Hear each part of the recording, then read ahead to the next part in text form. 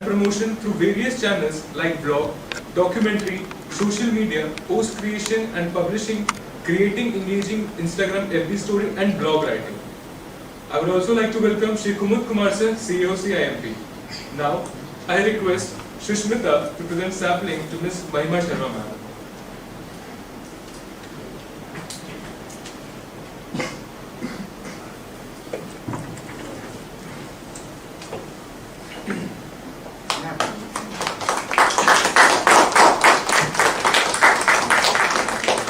I request Agya to present sampling to Ms. Priya Natna.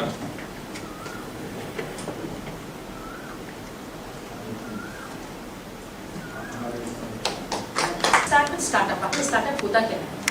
तो 2015 या 16 में मोदी जी ने एक कंसेप्ट को इवॉल्व किया। उन्होंने बोला कि भाई India has been always a place जहाँ पे हम जॉब सीख करने के लिए बोलते हैं। So instead of being a job seeker, let's make this land a job creator. That is how he introduced the concept of startup. अब startup में क्या होता है, उसमें बहुत सारे आपको restrictions है, आपको बहुत सारे facilities मिलते हैं। उन सब के बारे में हम लोग बात करने वाले हैं कि how to get yourself registered, how to get started with the startup concept. So first is incorporation of entity. To start एक startup को register करने के लिए एंटिटीज बहुत तरीके की होती हैं। रजिस्टर्ड होती हैं, अनरजिस्टर्ड होती हैं। अनरजिस्टर्ड के फायदे भी है, नुकसान भी है। फायदा ये रहता है कि आप उसमें आपको किसी दूसरे आदमी को इन्वॉल्व करने की जरूरत नहीं आती। प्रोप्राइटरशिप होता है, प्रोप्राइटरशिप में आप सिंगल कंपनी रन कर सकते हैं। ऑल्दो अब उसका एक साइमल्टेनियसली एक दूसरा रजिस्टर्ड फॉर्म आ गया, जिसको कहते हैं OPC, that is one person company. One person company में आप एक आदमी के साथ भी कंपनी स्टार्ट कर सकते हैं। अर्लियर अगर आपके पास सिर्फ एक ही आदमी है और आपको कंपनी स्टार्ट करना है, रजिस्टर करना है, तो उसके लिए आपको प्रोप्राइटरशिप या तो फिर दूसरा भी ढूंढिए, प्राइवेट लिमिटेड बनाइए। तो पहला है ओपीसी, ये सारे रजिस्टर्ड फॉर्म है, OPC, LLP and private limited company. OPC is one person company, जहाँ पे डायरेक्टर एक भी अगर डायरेक्टर सिर्फ आप हैं, आपको अपनी कंपनी स्टार्ट करना है, आपने ओपीसी बनाया और कंपनी स्टार्ट करनी है, दैट इज ऑल। अगर आप और आपके दोस्त दो मिलकर अगर कंपनी स्टार्ट करने वाले, then private limited company is the solution. ना एलएलपी हम लोग उतना रिकमेंड क्यों नहीं करते हैं, बिकॉज एलएलपी का एक थ्रेशोल्ड है। अगर आपका 40 लाख से अगर आपका टर्नओवर बढ़ जाता है तो फिर आपको प्राइवेट लिमिटेड में कन्वर्ट कराना ही पड़ जाता है। बट अगर एलएलपी में क्या होता है, अब एलएलपी और प्राइवेट लिमिटेड कंपनीज में डिस्टिंग्विश क्या है, इन दोनों में रहता है कि दोनों में ही आपकी लिमिटेड लाइबिलिटी है। अच्छा, लाइबिलिटी लिमिटेड का कंसेप्ट क्या हो गया, जितने फॉर्म्स जो अनरजिस्टर्ड है, जो कि प्रोप्राइटरशिप होता है, जो पार्लर वाले लोग चलाते हैं, जो दुकान चलाते हैं, जो अपने पैन पे कंपनी चला रहे हैं, अपना काम कर रहे हैं, उसको कहते हैं प्रोप्राइटरशिप, जो कहीं भी रजिस्टर्ड नहीं है। और जो रजिस्टर्ड हो गया, those are OPC, LLP and private limited company, ठीक है। अब partnership form is again, partnership form is also unregistered company. आप बस एक 500 रुपये के स्टैम्प पेपर पे आप अपना सारा टर्म्स एंड कंडीशन लिख देते हैं कि भाई मैं सच एंड सच पर्सन, हम दोनों के बीच में एक अग्रीमेंट हो रहा है और हम लोग ये सारे काम एग्जीक्यूट करने वाले हैं। But that agreement is never registered anywhere. कुछ लोग रजिस्टर कराते भी, कुछ लोग रजिस्टर नहीं कराते, इसीलिए वहाँ पे इन सब चीज़ों को लीगल मतलब कोर्ट की नज़र में उतना इंपॉर्टेंस नहीं दिया जाता है as compare to other entities which are OPC, LLP and private limited company. एक और है पब्लिक लिमिटेड कंपनी, बट वो बहुत बात दूर की चीज़ है।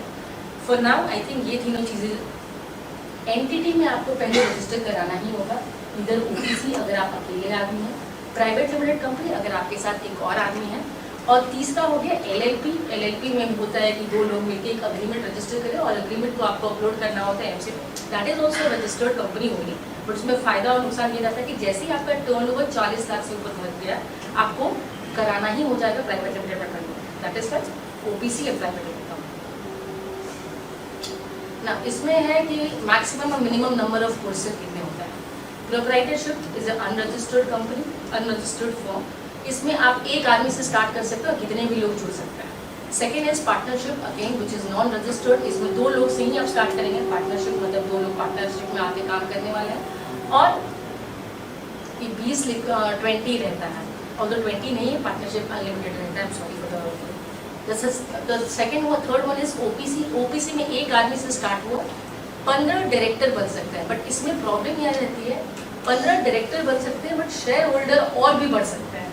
बट आई थिंक उतना आप लोग को कंपनी में पढ़ाया गया कंपनी का नहीं पड़ेगा, तो चलिए वो सब चीज़ें होता है, इंटीग्रिटीज में नहीं होता है।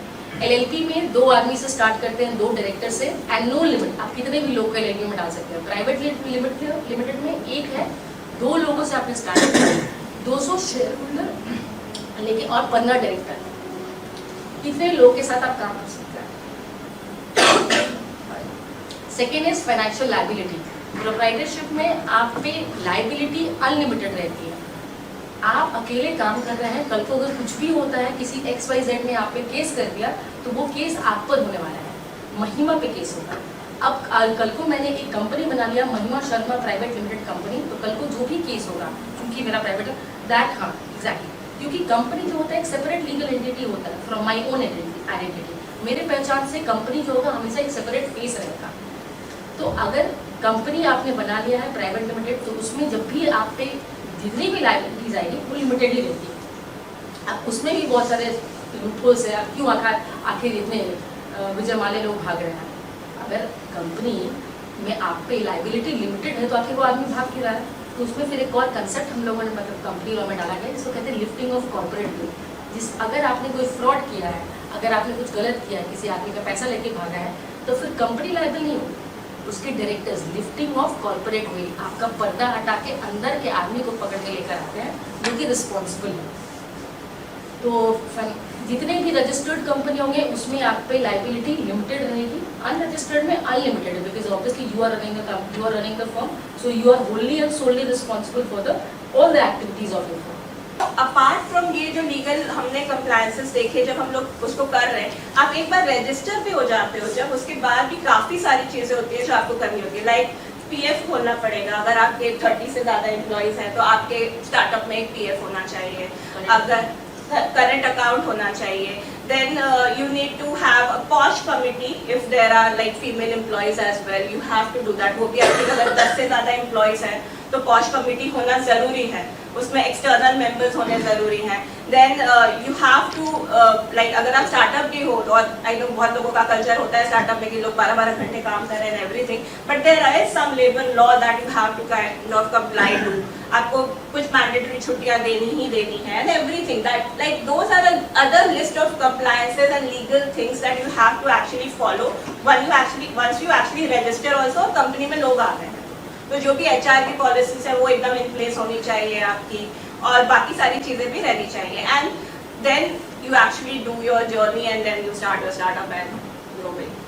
My specialization is marketing and I'm going to do my PhD research on emotional artificial intelligence।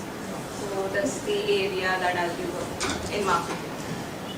From software to emotional intelligence. So I did my MCA in 2009 and I was very much interested in the psychology also, so I did my MA in psychology as well, so I'm a double master's। Yeah।